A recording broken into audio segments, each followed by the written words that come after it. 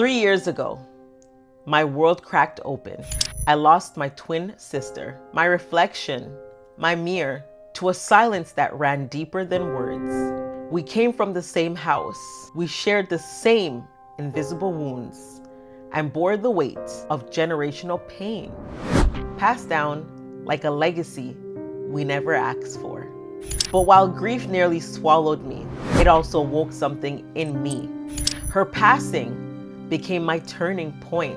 Now I guide women who are done surviving, women who are ready to rise from the rumble of their past and reclaim the fullness of who they were always meant to be, to embrace their calling, to embrace who they are becoming. You know, we can spend a lot of times pursuing our purpose, not realizing that we have been equipped all of our lives to pursue that purpose, which God has placed us here to fulfill. You know, a lot of things we go through, we think that they're mistakes or we think they're, distractions. And some of them are distractions. I know I experienced a lot of distractions because I was focusing on the wrong thing. But when we really look at what we're supposed to be doing here, when we take the time to do that, whatever it is, whatever time we do that, the timing is the time it's supposed to be. And everything you've done before there has equipped you to fulfill the purpose that God has given you here. This episode is for every woman who's walked through the fire disguised as family. For every heart that's carried trauma so long, it started to feel like truth. And for anyone who's ever whispered and said to themselves, I don't want to live like this anymore. Today, I am honored to be joined by Pamela Bird, certified life coach and author of Triangulation, a bold prophetic offering that exposes the tangled web of the drama triangle. See the triangle? And offers a sacred roadmap to freedom through emotional courage, spiritual clarity, and uncompromising boundaries. My book, Triangulation, How to Break Free from Toxic Relationships. This book, I'm telling you, is God ordained. It is powerful. It addresses so many of the reasons why we can't move forward and why we fear moving forward, why we fear doing what God placed us on this earth to do. I uncover the drama triangle. I uncover triangulation. I uncover the things that are important for you to understand and to recognize when it comes to toxic relationships, because those are the very things that are preventing you from moving forward and doing what God placed you on this earth to do.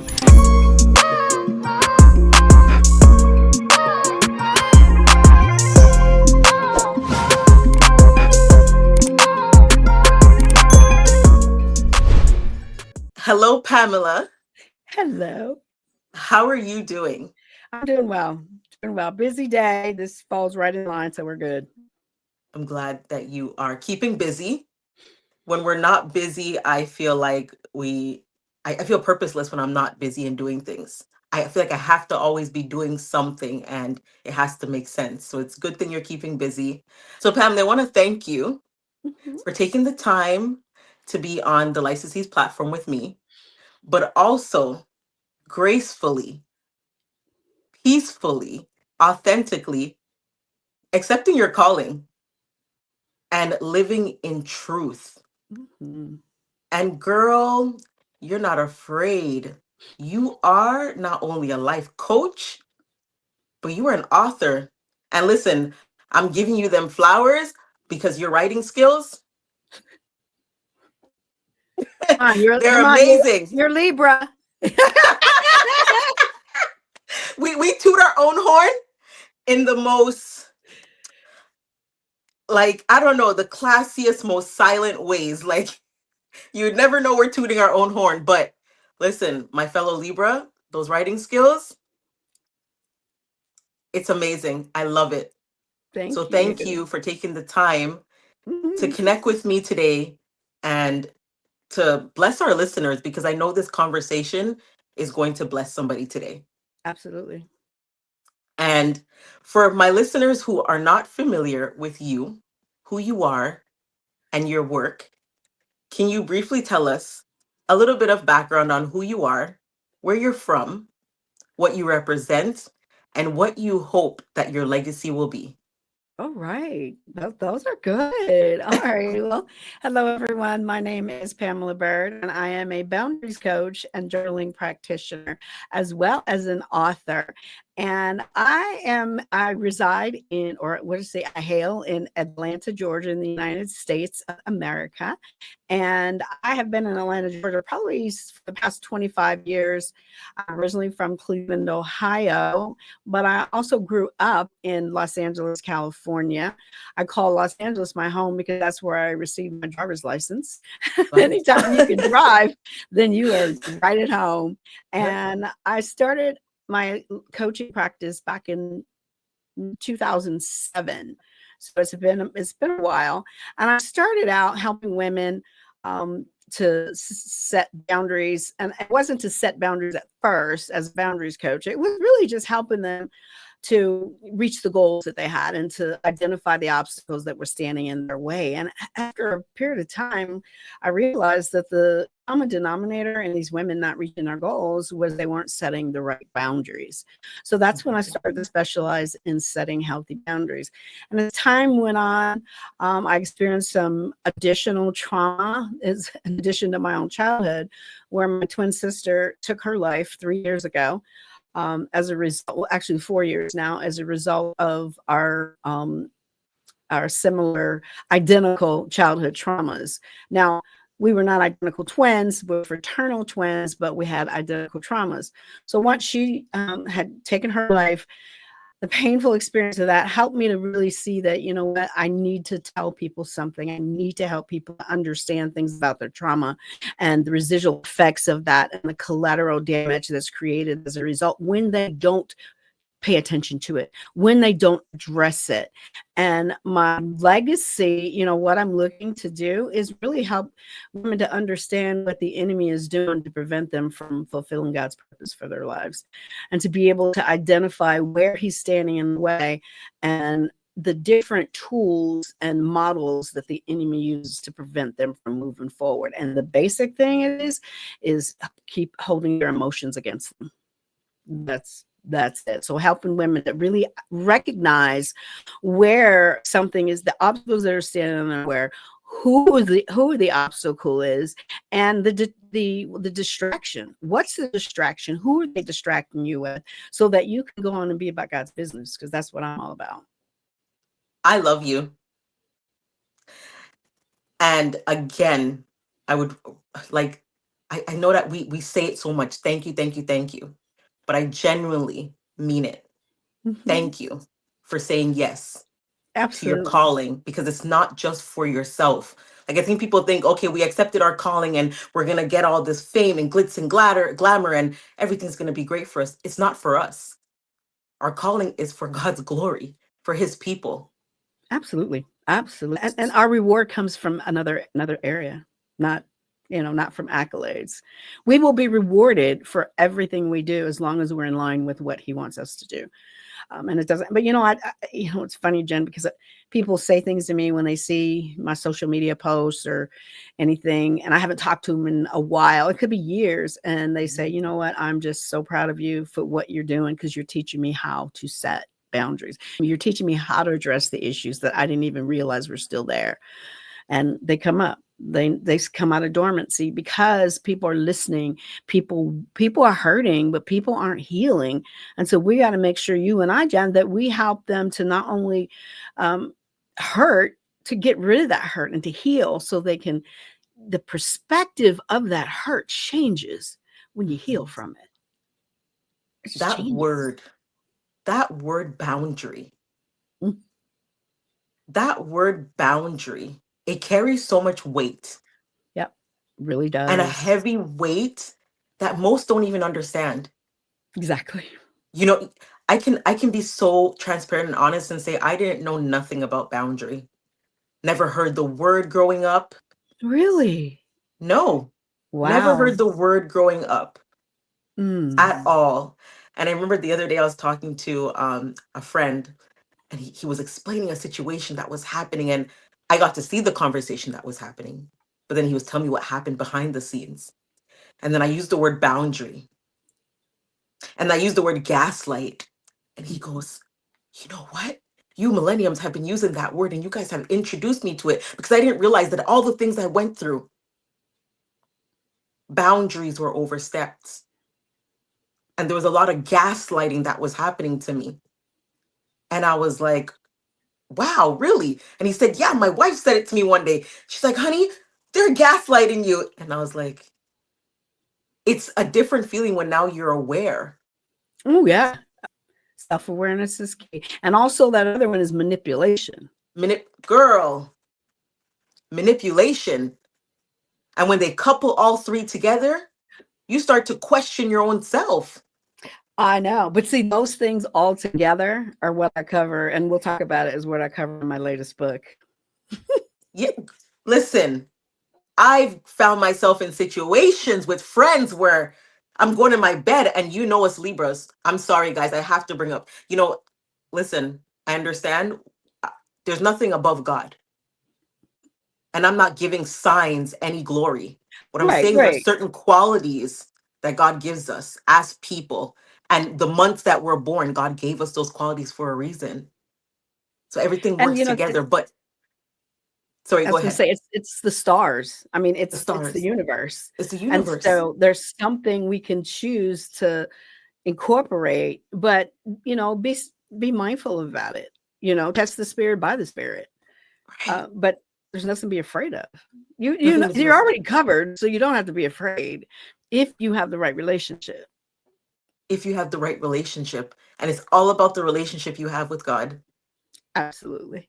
And sometimes some things will happen and I'll be laying in my bed. I don't know, girl, if you overthink and then you analyze and then you replay the whole situation, you're breaking it down and you're like, wait, I'm a pushover. How did I let this happen? Why am I allowing people to overstep my boundaries and then I feel bad and I'm like, okay, maybe I'm in the wrong. No, you're not. So that word boundary, it's powerful. So powerful. And your book, thank you, because I enjoyed, listen, okay, triangulation spoke to the very marrow of my being, especially the Everyone's forbidden Pepsi. Oh no. I'm Yes, because, sorry. I was telling my brother about your forbidden Pepsi. And he's like, yeah, I remember those things. I'm so sorry. Being raised, and don't apologize. Because listen, I'm at a different place in my life. I'm healed and I thank God for giving me the strength and for me acknowledging myself and knowing that I needed to do the work. Because when you talk, listen, we'll go back to the forbidden Pepsi. We'll go back to it.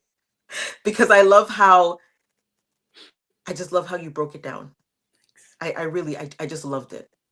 Because we don't really understand how we can apply that forbidden Pepsi situation to a lot of things in our life when from children. That's good. We don't even realize it. And I was like, oh my gosh. Listen, we're going back to that, okay? But we are going back to that. Okay. But I want to ask you, what happened within you to make you write that book? Why now? And why this story in this season? Well, that's a good question. Actually, I wrote this book probably 6 years ago. But you know what? We sabotage ourselves in thinking it's not going to be good enough. People are going to ridicule it. Well, I just froze and I didn't do anything. I had it, Jen, I had to edit twice. And I still did not publish it. And it wasn't until my sister's death that I knew there was something that, like I said, I needed to get out there. And what needed to get out there was her story, so that people could understand what happens when you don't. Well, she knew she had, issues. And this is the fifth time that she attempted the suicide. And well, she did it 5 times before. This was her 6th attempt that she succeeded on. And I just got to the point where I knew there was something I needed to do for her and to help other people know how they can handle certain things in an alternative way. And so I decided, and God gave me the courage to do that one, and He put all the steps in place so that that would publish. So I got that one published, and after I published that one three years ago, I said, you know what? I'm going to do it again. I'm going to pull out that book out from underneath all the cobwebs, and I'm going to publish it. And I decided in January I was going to in December of this year I was going to publish it, and in January I started the process, and I think it was finally published, ready to go April 1st. I laughed for a second because when you said you edited it twice, every time I explained to somebody that I had written the book and I just kept it there and I kept editing, I kept changing it, thinking that it wasn't good enough, but it was it was perfect. I just needed to write it the way that God Yep. wanted people to receive it. And the people that are supposed to receive it will receive it. The other ones won't, and that's okay. One thing I don't want is I don't want anyone buying my book as a favor. I learned that for my first book, that people wanted to support me, so they bought the book, but they've never read it. So, well, you can't get what I'm trying to give you. Read it. And that's the reason that I write these books. It's not for accolades, as you indicated earlier, Jen. It's not for the money. God will bless me with what I need to receive that I need from it, as long as I do what He has to tell it and to help people. And if you don't read it, then you can't be helped. So don't do me any favors buying my book. You're not doing me a favor. You're doing yourself a favor and admitting that you want to grow and growing. Because if we keep hearing the same thing and we'll keep getting the same results because we're doing the same thing, we got to make sure we're open to listen, like, oh, okay, open minds and open hearts if we want to change. Otherwise, we stay right where we are. And if you're happy staying right where you are, that's fine. I congratulate you. But it's not for me. And you know what? This is a lifelong journey. We've healed. Jen and I have healed, but you know what? We're still on that healing journey. I just had a situation come up this past week, Jen, where my husband and I got in an argument. And in the argument, I was about to step into what I talk about in my book, The Drama Triangle. I was about to step right in and dance around every single position within that drama triangle.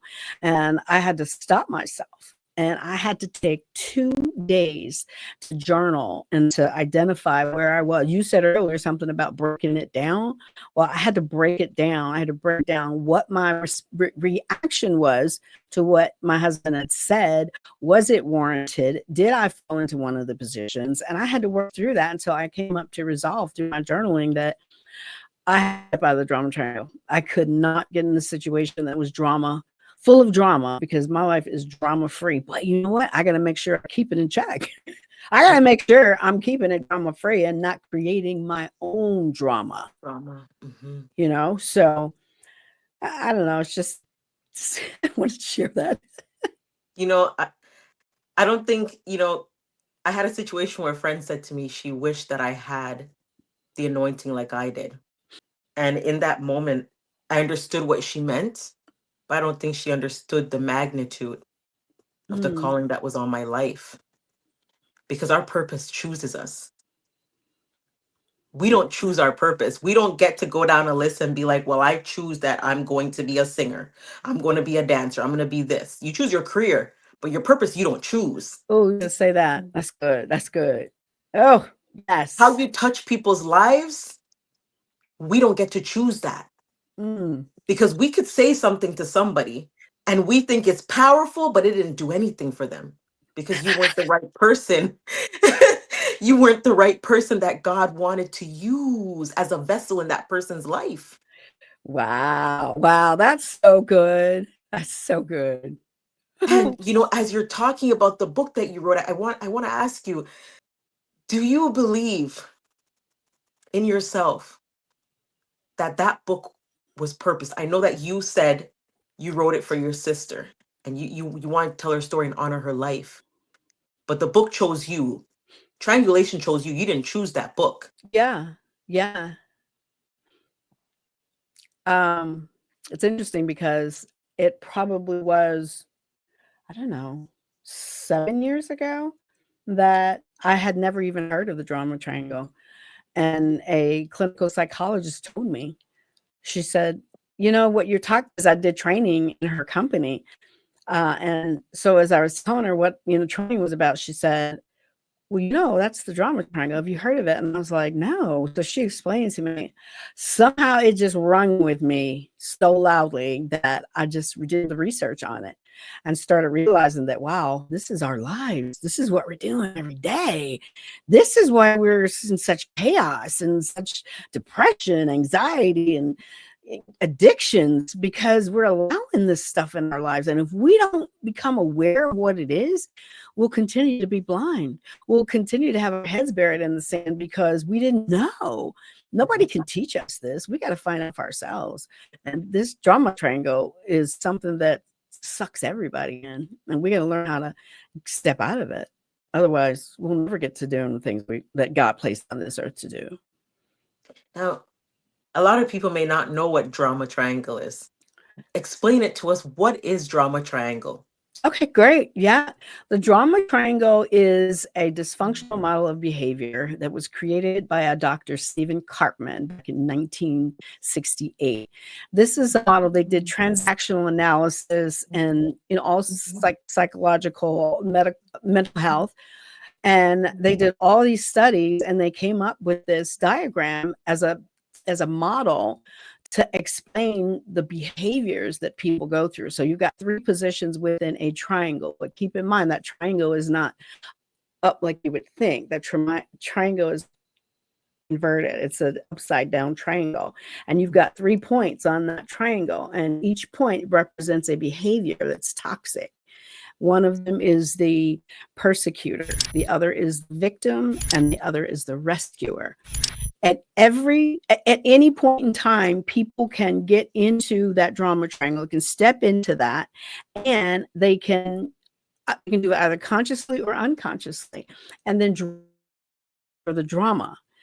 Now, the name of my book title is Triangulation. The reason I call it triangulation is because whenever you have 2 people that are in conflict, or what we know as drama, they typically tend to pull someone else in, whether consciously or unconsciously. And that person goes in either willingly or unwillingly. But either way, it causes a 3-dimensional conflict. So it becomes what we call triangulation.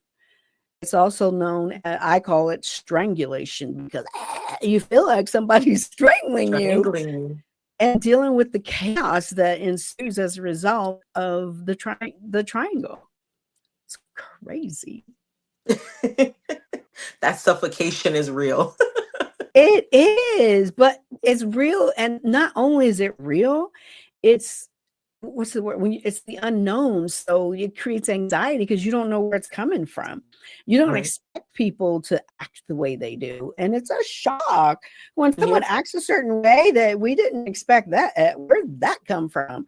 And before you know it, we're all wrapped up. And then you know what we do? We end up internalizing it like it's our fault. Oh, it was something I did. What did I do? What did I say? Now I need to walk on eggshells around this person because for fear that they're going to do that again. That's just the persecutor. Right. Exactly. I just explained to you the persecutor and the victim. I haven't even gotten to the rescuer yet, because somebody's going to come and rescue her when she goes and cries. That's a rescuer, and they'll come and try to get her out of it or make her better. And that's trying to rescue, not like letting them take responsibility for their own stuff. Right. Their own issue. And the other thing is, you don't know who started that conflict. So the third person is that person is triangulating into something that they didn't know what they're walking into. You can always hear one side of the story, and that person will manipulate you into believing that's the only side and the right side of the story. Right. So that pulls that person in, and before you know it, you got triangulation, and everything's a mess. And then the first 2 people blame the third person for butting in. So now everybody's on the outs with them. That's crazy. And we go through this all the time. all the time, We're not aware. not aware. And triangulation, the drama triangle is in our daily life every single day.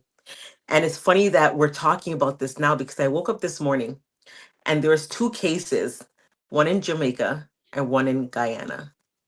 One where, sorry, before I get it wrong, was she a 9-year-old girl was found in a barrel. It was evident that she was essayed, and it was a male in the neighborhood who the family, everybody kept it a secret that he was just released from jail for doing the same thing to a minor child.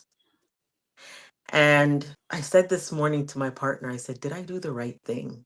And this is where the blame bounces back, because I'm looking at the situation, I'm analyzing what's happening.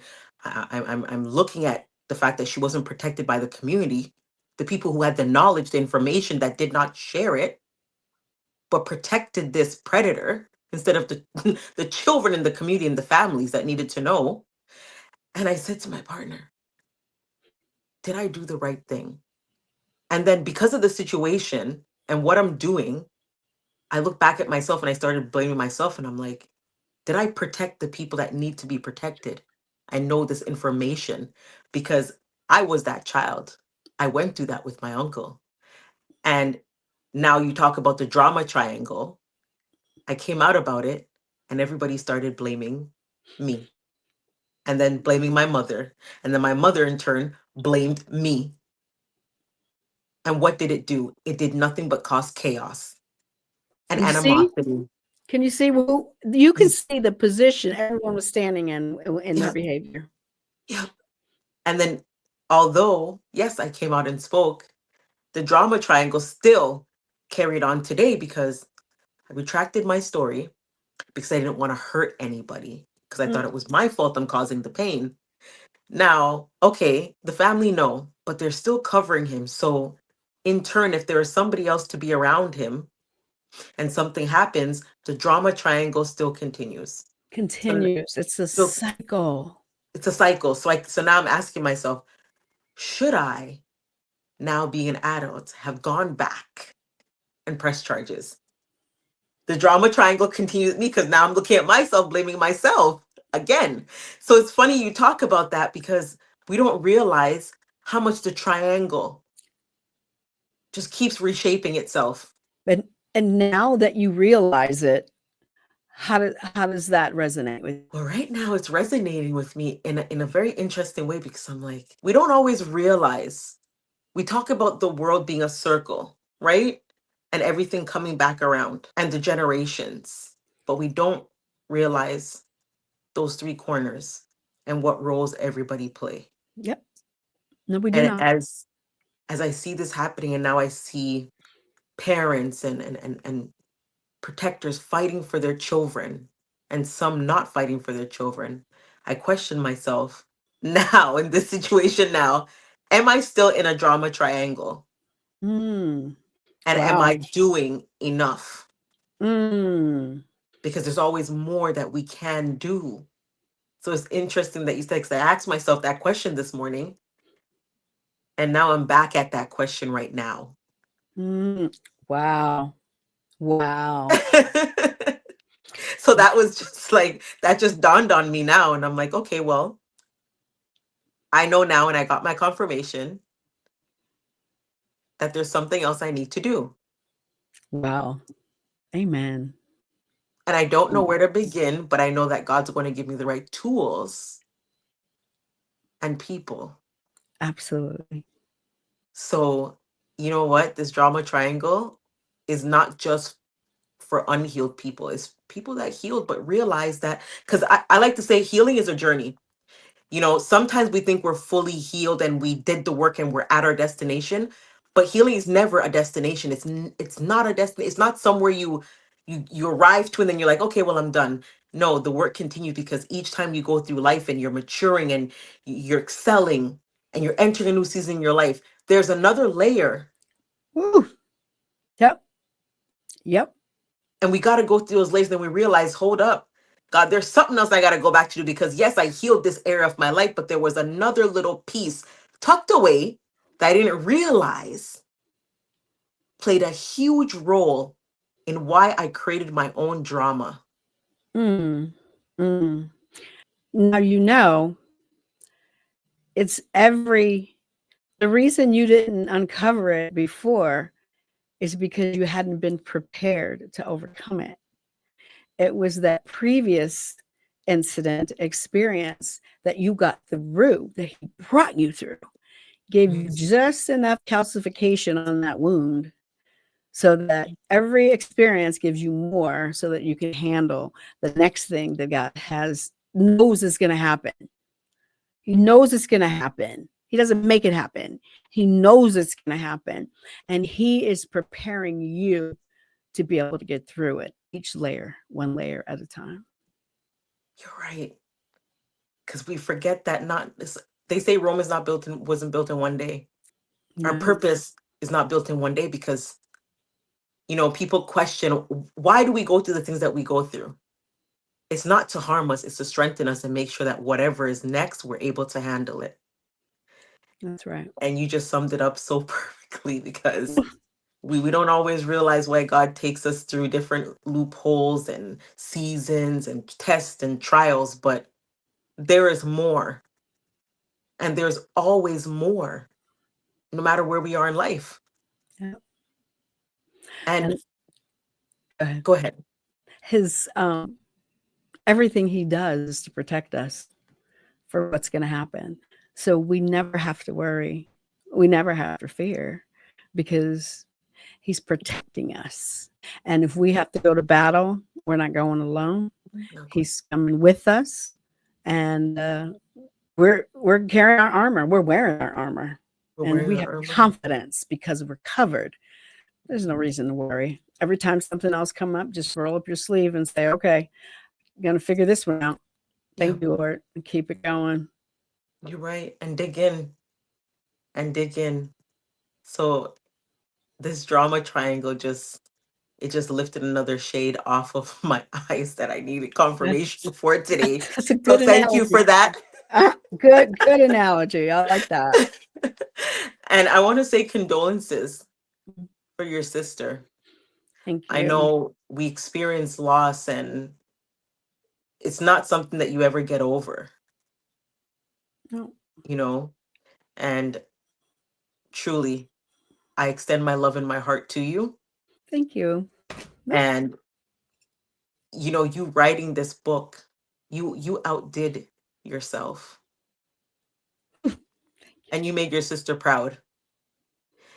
And I know we talk about suicide and the trauma she went through. And I just want to know, I know that we're going to get to the Pepsi, but what sorts of trauma did you and your sister share and experience? we grew up in a single parent home with our mom. My mom and my dad divorced when we were 2, and we had an older sister.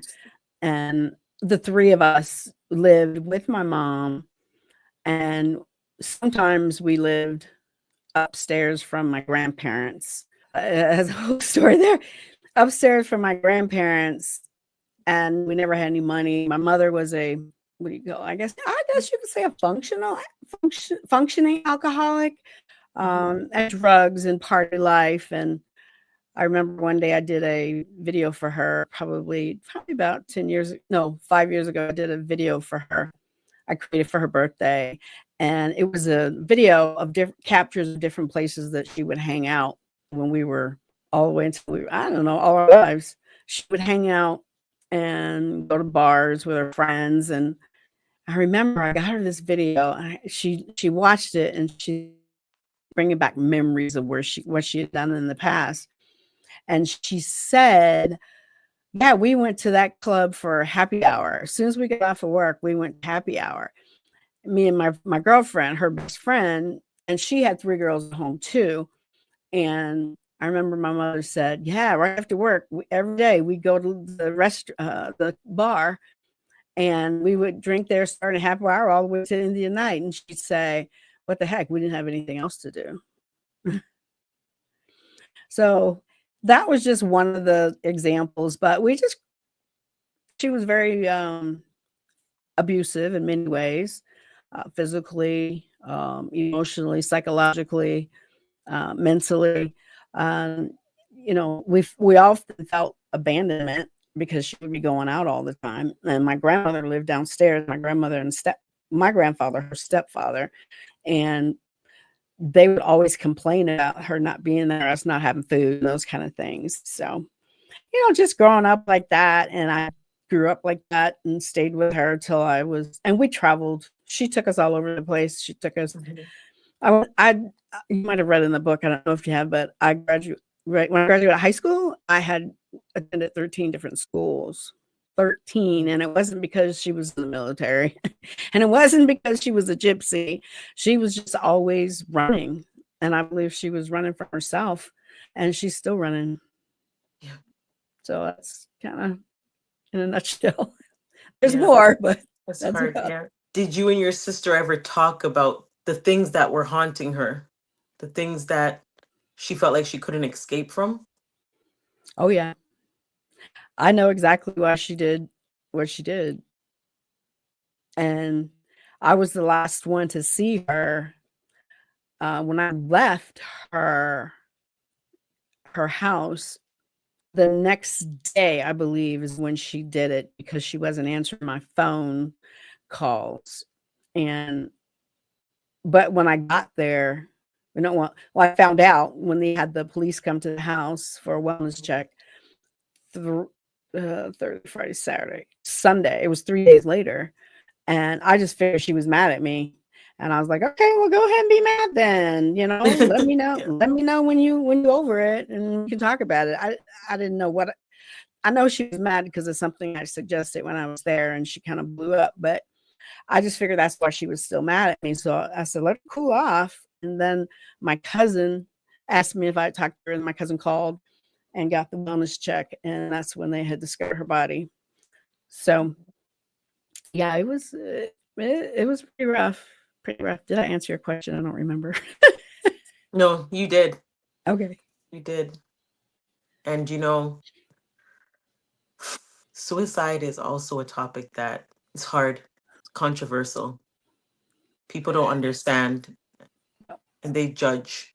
And I recently know somebody who committed suicide, and obviously it's a shock because you never expect that from somebody, especially somebody you know and you love, and you don't see that in them. They seem so strong. They're laughing, they're happy, they're just a ball of energy every time you see them.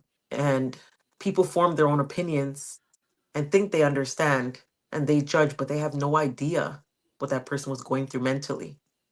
Mm-mm. And Jen, people have tried to insinuate endings or things about my sister, and I don't even pay attention. I could care less because I know what happened, and I know what's going to happen. I know what is happening because of my trust in God. So I don't fear. I'm not skeptical. I'm not questioning. I don't I don't want to say I don't care, because I do care, because sometimes you need to care enough to help someone through something. But it doesn't matter to me if someone judges what my sister did or even what I did. It doesn't matter, because I know why it happened. I know I would have loved it to come out a different way, but it wasn't my call. Yeah, that wasn't your call. So, yeah. So I don't question. Somebody says something, they say, oh, well, I don't judge you for that. And I just say, well, I don't care if you do or not. It Yeah, doesn't right. matter. Mm-hmm. Ah, I'm telling you, I'm so free from all that now. And maybe, as a boundaries coach, I've gotten really good at that. Really But good at that. and if I hurt your feelings, I'm sorry. But that's what's best for me. I mean, in boundary, you always want to try to get as close to a win-win for everyone involved. You always do. But sometimes that win-win can turn into manipulation and become a triangle. So you see how it all comes together. Yes, It it just all comes all comes together. together. So it's just I don't know. It's so much. It's so much. And you have gotten to the point where you're able to put up those boundaries, and you don't care what anybody says because you know what you know already. Well, and I Like, shouldn't I shouldn't say I don't care. Like I said, it may be a learning opportunity for me or for someone else. So it's not that I don't care. It's that if you are going to stick to that, then that's your prerogative. You yeah. have the freedom to do that. That doesn't mean it has to agree with mine. And that doesn't mean I have to agree with yours. But let's do it respectfully. You Yeah. don't have to go talk about how my back. If you want to know something, ask me, and I'll surely tell you. But that's what you get for asking me. Yeah. And for anybody who's experiencing that right now, where they just lost somebody to suicide, what would you say to them, given that they're heartbroken? You know, there's a lot of noise, there's a lot of judgment, there's a lot of, people just saying things, and they may not know how to put up those boundaries. They don't know about the boundaries. Then they need to call me. They need to call me because the first thing I was going to say, Jen, is I wouldn't say anything at all, because when someone's mourning the loss of someone, I don't care what someone says. They don't know what they're going through. And the one thing I would do would be to listen. Just listen, be the ear. And if you're going to ask a question, ask one question, no statement, just a question. What can I do for you? Mhm. How can I be here for you? And offer yourself to that, because this person has to go through it the way they go through it. And how they go through it is if it's difficult to do it by yourself, get some help. You know, go see a trauma therapist, a trauma coach. There are trauma coaches out there. Now, I am a boundaries coach, but I still help through trauma. Why? Because I've been through it and I understand it. And so that's the reason I would say find someone else. It doesn't have to be me. It could be a grief counselor. It could be a trauma coach, whoever it is. Stop doing it alone. You've been doing it alone for too long. If you're going to do it alone, do it with your journal, do it with your Bible. Mhm. Those are just the things you need, and create a prayer closet, a war room, whatever you want to do, and so you don't have any excuses to build that relationship for the Holy Spirit to help you through that. But I really wouldn't have anything to say to you. Yeah. I'm just saying. I agree. How has your personal faith shaped the way you approach, for one, your beautiful approach with boundaries, trauma, and the cycle breaking work you do and call into others? Wow. You know, God has been, I mean, just everything. I was just saying something the other day. I think that I don't know if you know that song, if you've heard that song over there, but there's this song, and part of the verse says, I love God. You don't love God? What's wrong with you? Oh, yes. Oh my gosh, what's her name? Yes, I know the song. And so that's the way I am. I'm like, you don't love God? What's wrong with you?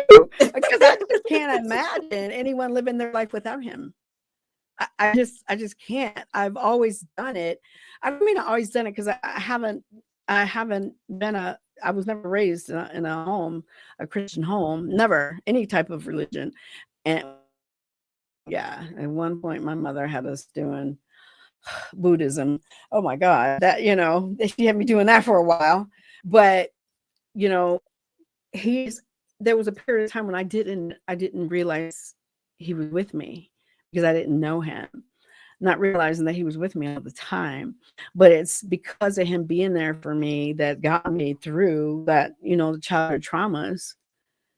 And now as an adult, he's also getting me through another phase, just like we talked about, one situation after the other is getting me through another phase, making me stronger every single day by everything that I'm going through. And so after a period of time, And see, I journal. So in my journaling, I identify patterns over the years. So I that, wow, isn't it interesting? Every time I get to a certain pace, I don't know what to do. God always carries me through. So, if I'm going to place bets, I'm going to place bets on God. Yep. And, Yep. I always knew that, God had a plan for my life, and he confirmed it one day when he had Satan visit me at night when through a dream, which I thought it was a dream, but I mean, it didn't seem like a dream. And he visited me, and it was at that point that I realized that Satan was mad at me. He's very angry with me. And I thought, he don't usually show emotions like that. Mhm. And I had a dear friend of mine. She was a mentor. Rest in peace. She passed away last year, but she interpreted dreams, and she interpreted that dream of who it was. And one question she asked me, she said, when he walked out the door, because at that point I had turned around because he was pointing to my husband, because my husband was the reason that Satan was so mad at me. Because when I met my husband, at the time we had been married, I think 3 years, when I met my husband, he helped me so I didn't have to work a job. And because he wanted me to help take care of his kids. He was a single parent with 2 kids that I raised.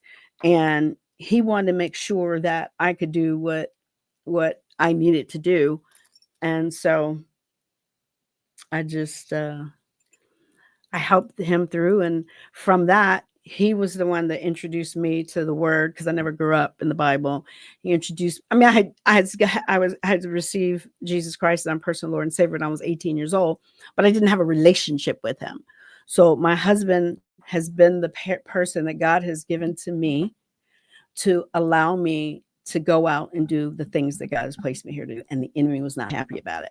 So the one thing my friends said to me when she was interpreting the dream, she said, did he go out the door? And I said, I didn't see him go out the door. And she said, then he'll be back. But at that point, I was so excited because I knew exactly what God wanted me to do, what he had equipped me to do. And so, get thee behind me, Satan. I pray for people all the time when I identify that it's me, that they're not a victim in the drama triangle. You got to identify what's going on. You're not the victim. Satan's manipulating you as a persecutor position to Right. prevent you from moving forward and being stuck where you are. And I help to identify it. I call it out and I cast it out in the name of Jesus. In the name of Jesus. And you said something that keeps them stuck. And you already walked us through victim, rescuer, and persecutor, and what the dynamics look like in real life. So And did I want to you. ask you, So did you. yeah, we did it together. We did. We did. See how easy it is? Oh my Yes, God. girl, I had no idea. I was like, hold on, the drama triangle. Beep. I I don't have the physical book, but I'm ready to pass it on to somebody who needs to know about this. So I get excited about this drama triangle now. And I want Yeah. to know, how easy is it for people to get trapped there? You tell me. It's easy. It is absolutely easy because you don't even realize it. We don't Mm-mm. even realize it. And you may not realize it until you read the book or you watch this podcast episode and you walk into the other room and someone says something and you're like, oh, you know what? I think that's the drama triangle. And you'll be ready for it. And then you'll start. Here's what you'll start to do. You will start everybody you see talking in a situation, you'll start to identify what position they're in. Just from the conversation. It could be what do they call it? Water cooler conversation at work. You heard 2 people talking.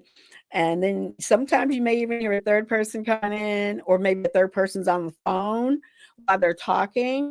That's triangulation mess going on. And you can begin to identify it, each position right there within I don't know, 3 to 5 minute period. You're right. Because I even realized it on this. On this, I realized it. This morning, I asked the question, And I realized it today. I'm in a trauma triangle. See what that What am I awareness going to do? does? Oh my Huh? God. That, honestly, I got to get myself out. Which of these played a factor for you? And when did you know it was time to step out of that script? When did it dawn on you? Well, the thing about it is ongoing because we all have access to the drama triangle. And when I read up on drama triangle, that's when I started to see myself. And when you grow up in, childhood traumas in a really dysfunctional home, you don't really understand what's happening. And you could be going through it all your life and think it's something that's normal, and it's not. And it's not until you become awakened to this information you have to get that you realize, wow, I have been dealing with this all along. And that's what happened when I read up on it. I realized it was going on in my life all along. And because of our traumas, and we all respond differently to our traumas, how we react, there's so many ways that people react. No two people that experience the same trauma are gonna receive it and react in the same way based on the brain, the neuroscience. So you got to know that and be very, what's the word I'm looking for? Um, I guess empathetic, sensitive to people and what they're going through, because we don't know what anybody's going through, and we don't could be a trigger for someone, just how far on that ledge they are.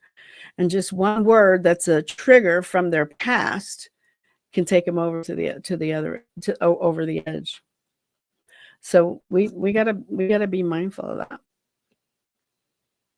So listen, Pamela, you just summed up a whole bunch of things for me that I've been talking about for the last 2 weeks.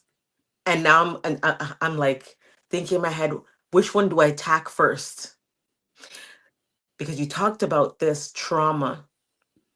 Trauma responses will never be the same, even though we experience the same type of trauma.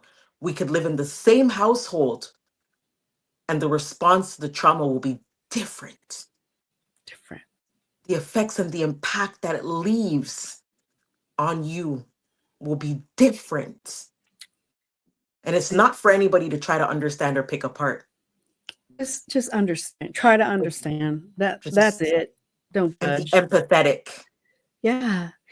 Put yourself in someone else's shoes. Look at things from, like, if you think of a clock, right? You think of a clock, what's like, I don't know, this is 12 o'clock, 3 o'clock, right? Yeah. I don't know. Okay, you got 3 o'clock, 9 o'clock on the clock, right? Mm-hmm. So switch positions. You go over to the 9 o'clock position, walk on over there, and the other person goes to the 3 o'clock position, walk on over there, and stand there. And don't look at the situation from where you were standing before. Look at from the other side of the clock, and you will see things so differently. And if you weren't open, you wouldn't have walked over there in the first place. Listen, when I say I've been talking about it for weeks, it's a conversation even in my household because I have a 14-year-old and a 13-year-old. Whoo, girl. And Bless you. and I Bless was talking you. to listen, it's a whole work over here. But I was talking to my partner about this and I'm like, you were raised a different way. I was raised a different way. For the longest time of my life, anytime I heard a police siren or seen a police officer, it's a perfect example. Heard a police siren, seen a police officer. My anxiety levels, my heart started racing. My head started beating fast. I started to get hot. Not because I was afraid of them, but because of the household I lived in. Always seeing police come to the house because my mom and my stepdad would always fight. Anytime I heard somebody raise their voice, I jump out of my sleep or whatever I'm doing and what's gonna happen? Because I remember anytime I heard my stepdad start yelling, it was a fight. Then the police would show up. You may not respond the same way because you never experienced that. For my younger sister, who was the bystander watching everything happen, watching the abuse happen, What we thought was that she wasn't going to be affected the way that we're going to be affected. But the way that she was affected was a lot more traumatic than us because she was the silent one that couldn't do anything. She was pushed off to the side. She didn't have a voice. She was unseen. So now she's working so hard to be seen. And she's doing everything in her power to get that love that she didn't think she had as a child. Mm. Opposed to me, my brother, our traumas were similar, but we had each other. So it's a weak conversation I've been talking about my kids and them growing up and their first trauma experience in the neighborhood and how it affects them and their mind and the way they respond to things is going to be different than us because we're an adult now. We understand trauma in a different way than they would. Exactly. And you talk about the forbidden Pepsi. Let me tell you why I love the forbidden Pepsi, okay? Because now we're gonna go deep. We're gonna deep dig into the forbidden Pepsi. And guys, listen good. Because when I seen the title Forbidden Pepsi, I was like, Forbidden Pepsi? Pepsi makes you sexy is what they say. But you're saying it's forbidden. Now I need to know more. And that chapter kept me on my seat. Mm. And I was like, wow, there's so many forbidden things in our lives we don't even realize. As you talk about the forbidden Pepsi and the traumatic moment for you as a child and what you had to experience, I remembered my stepfather. And I was just talking about this last week. So I said 2 weeks conversation. There's like layers. And I remembered if there was one spoon left in the sink, Mm. we knew. As soon as we heard his voice and his thumping, we knew we were in trouble. I used to remember my brother leaving one spoon. I talked about this because I said I remember like the trauma we went through that we didn't even realize had an effect on us so deep and it left a wound. Oh, yeah. If we left one spoon in the sink and he came home from work, it could be after midnight, 1 a.m. Who left this in the sink? And we had to wake up out of our bed and go wash that one spoon. This isn't just a conversation. It is a reckoning. It is a remembering and it is a resurrection. Pamela, thank you, not just for your wisdom, but for your willingness to go there. This wasn't just a podcast. It was a lifeline for someone listening. It was an awakening. It was fire for someone listening. Her twin sister didn't get the chance, but she believes that you can. And I believe that you can. And you deserve to. Be gentle with the girl inside you who was never protected. And if the weight feels too heavy to carry alone, reach out. We're not healing in silence anymore. We're healing out loud, boldly, and authentically. Until next time, stay grounded, stay open, and above all, remember, you are worthy of peace. You are worthy of love. You are valued. And you deserve nothing but the best, the ultimate best, and you deserve it. You deserve to give it to yourself. You deserve to open up doors that you can freely walk in and enjoy. Guys, please don't forget to hit the subscribe button, hit that like button, leave a comment. And guys, I want to thank you for tuning in. Thank you for continuing to listen. Thank you for continuing to support me. And to my new listeners, you are welcome to hit that subscribe button too. Leave me a comment. I love to hear from you guys. And I'm always honored to be able to be in your presence and leave a word and a message for you because life is not easy. But when we got each other, things become a little bit lighter. Thank you for tuning in to Life's Deceits. Until next time, I am Jen Simpson. Wow.